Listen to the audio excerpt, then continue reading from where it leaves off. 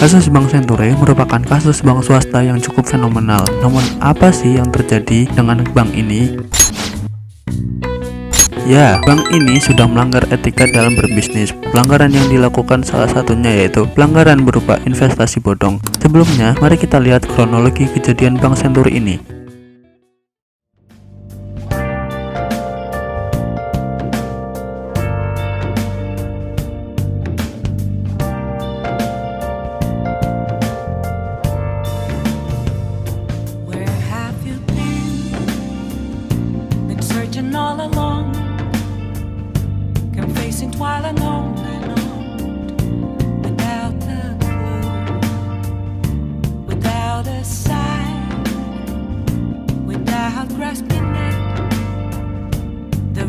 Question to be asked, where have I been? I'm a shapeshifter at Ghost Masquerade, hiding both face and mind, all free for you to draw. I'm a shapeshifter, what else should I be? Please don't take off my Bank Senturi menjual produk reksadana bodong. Padahal sejak tahun 2006 bank tak boleh sembarangan berdagang reksadana. Bank harus memegang izin wakil agen penjual reksadana atau WAPERT. Tetapi Bank Senturi ini tidak mempunyai izin tersebut. Hartawan Anton Tantular dan Hendra Wiyanto dinyatakan bersalah karena telah terbukti menggelapkan uang nasabah Bank Senturi sebesar 1,378 triliun rupiah pada tahun 2007 hingga 2008. Mereka bertiga telah terbukti bersalah dan merugikan 1.118 nasabah Bank Senturi atas iming-iming investasi bodong yang mereka berikan. Kejahatan itu bisa dilakukan karena besarnya pengaruh Robert Tantular atau kakak dari Anton Tantular sekaligus seorang pemegang saham Bank Senturi terhadap kepala cabang Bank Senturi di seluruh Indonesia. Dengan kekuasaannya, Robert mampu meminta beberapa kepala cabang Senturi untuk menawarkan program reksadana dari PT Antaboga. Akhirnya, ribuan nasabah dari Bank Senturi tertarik dan mengikuti program investasi perusahaan tersebut. Setelah berjalan beberapa tahun, Antaboga dinyatakan pailit dan gagal membayar sejumlah investasi ribuan pengguna jasanya. Dari situlah kasus Bank Senturi dimulai. Dan diketahui bahwa seluruh uang nasabah selama itu ternyata masuk ke kantong pribadi Robert Tantular, Anton Tantular, dan Hartawan Alwi.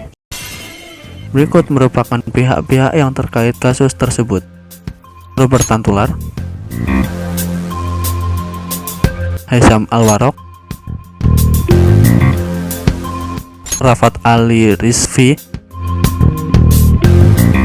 Hartawan Alwi, Hendra Wiyanto. Berikut merupakan daftar pelanggaran yang dilakukan oleh Bank Senturi.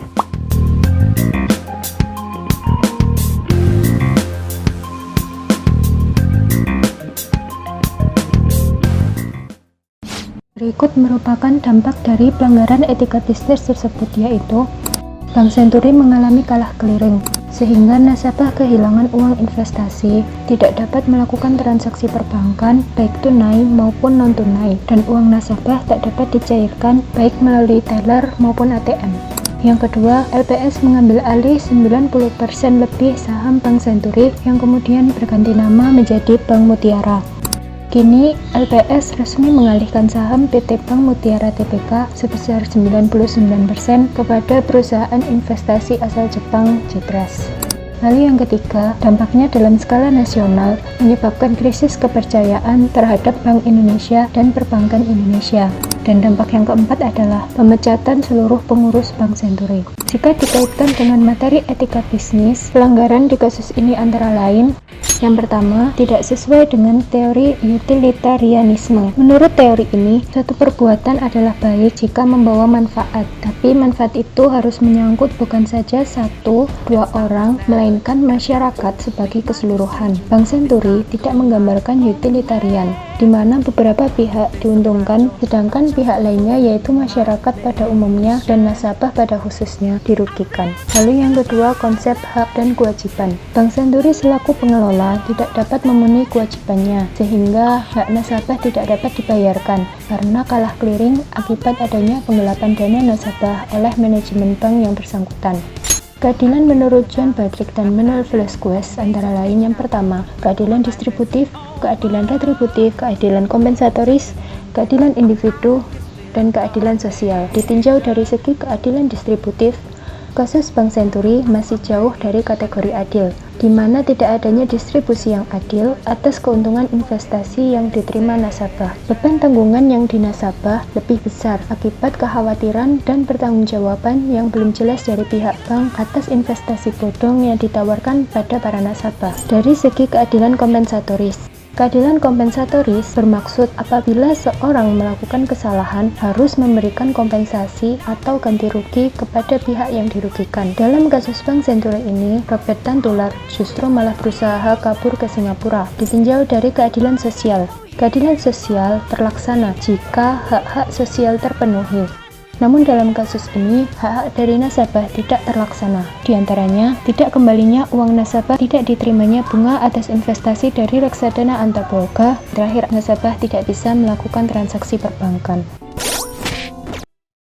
Dilihat dengan prinsip etika bisnis menurut Sony Kera. Pertama, prinsip kejujuran. Bank Senturi melanggar prinsip kejujuran karena pihak manajemen bank melakukan penipuan, yaitu menawarkan reksadana Antaboga dengan iming-iming bunga investasi yang tinggi.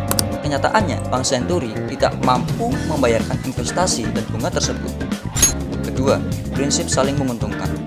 Bank Senturi melanggar prinsip saling menguntungkan karena hanya beberapa pihak saja yang diuntungkan, sedangkan nasabahnya dirugikan. Tiga, prinsip integritas moral. Prinsip ini menekankan bahwa perusahaan tidak merugikan orang lain dalam keputusan bisnis yang diambil. Kenyataannya, Bank Senturi malah merugikan banyak orang. Keempat, prinsip keadilan. Prinsip keadilan menuntut agar setiap orang diperlakukan secara adil. Bank Senturi tidak menjalankan kewajibannya secara adil, melainkan hanya menguntungkan beberapa pihak saja. Lalu, sudut pandang etika bisnis menurut Bartens terdiri dari sudut pandang ekonomi bisnis, sudut pandang moral, dan sudut pandang hukum. Pertama, sudut pandang ekonomi bisnis. Bank Senturi menjalankan bisnisnya tetapi merugikan orang lain. Dua, sudut pandang moral. Bank Senturi tidak menggambarkan nilai-nilai moralitas, yaitu menipu, merugikan orang lain, mencuri atau menggelapkan dana, dan sebagainya, yang tidak sesuai dengan keabsolutan kehidupan bermasyarakat yang utuh. Tiga, sudut pandang hukum. Bank Senturi melanggar hukum karena melakukan penipuan. Bank Senturi menjual produk reksadana, yaitu investasi dana pasti Antaboga, padahal tidak memiliki izin Bapepam LK. Kemudian, saat BI meminta agar produk penjualan tersebut dihentikan, Bank Senturi malah tetap mengedarkannya sampai tahun 2008. Ditambah fakta adanya penggelapan dana. Kesimpulannya, kasus Bank Senturi tidak sesuai dengan etika dalam berbisnis, yaitu tidak sesuai dengan utilitarianisme, konsep hak dan kewajiban, beberapa teori keadilan seperti keadilan distributif, kompensatoris, dan sosial. Selain itu, Bank Senturi juga melanggar beberapa prinsip etika dan tidak sesuai dengan sudut pandang etika bisnis. Kasus Bank Senturi sebenarnya tak hanya berkaitan dengan tindak penipuan, namun juga terdapat tindak pidana korupsi dalam aliran dana bantuan suntikan modal. Tetapi, kami membatasi kasus ini sampai kasus penipuan saja, dikarenakan begitu luasnya lingkup masalah. Kasus Bank Senturi ini hingga saat ini masih belum benar-benar terpapang jelas, walaupun sebagian pihak yang terkait dengan kasus ini telah divonis dan dijatuhi hukuman di pengadilan. Kasus Bank Senturi secara sistemis memberikan kerugian terhadap nasabahnya, pemerintah, negara, lembaga keuangan, dunia perbankan, serta masyarakat. Dari kasus ini bisa kita ketahui bahwa pelanggaran etika dalam bisnis membawa dampak yang amat besar dan sistemis. Tidak hanya merugikan orang lain, tapi juga ujung-ujungnya merugikan diri sendiri. Meskipun sudah ada regulasi yang ada, jika manusia tidak memiliki etika dalam dirinya, maka manusia akan tetap mencari celah untuk melakukan perbuatan tidak etis. Oleh karena itu, etika bisnis perlu ditanamkan kepada setiap pengusaha untuk tidak sekadar mencari keuntungan sebanyak-banyaknya, apalagi jika hanya untuk kesenangan pribadi, bukan perusahaan, tetapi juga berbisnis secara beretika.